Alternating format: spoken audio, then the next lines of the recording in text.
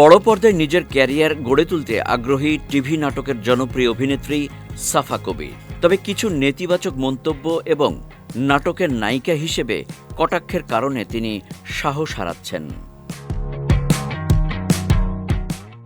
সম্প্রতি এক অনুষ্ঠানে সাফা জানান, বড় পর্দায় কবে আমাকে দেখা যাবে?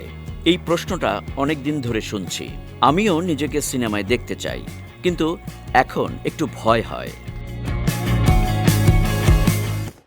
সাফা বলেন, সাম্প্রতিক সময়ে নাটকের অনেক ভালো অভিনেত্রী সিনেমায় কাজ করছেন, কিন্তু কিছু মানুষ এখনও তাদের ছোট পর্দার শিল্পী বলে কটাক্ষ করছে।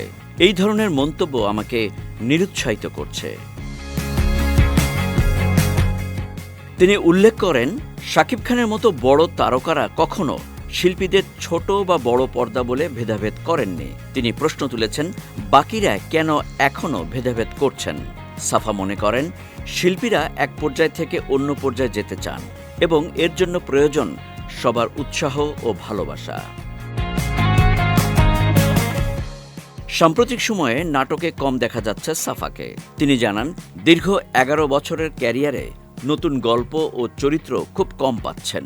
এটি তার কাজের পরিমাণ কম হওয়ার একটি কারণ। তবে তিনি আশাবাদী, নভেম্বরে ভক্তদের জন্য ভালো খবর আসবে।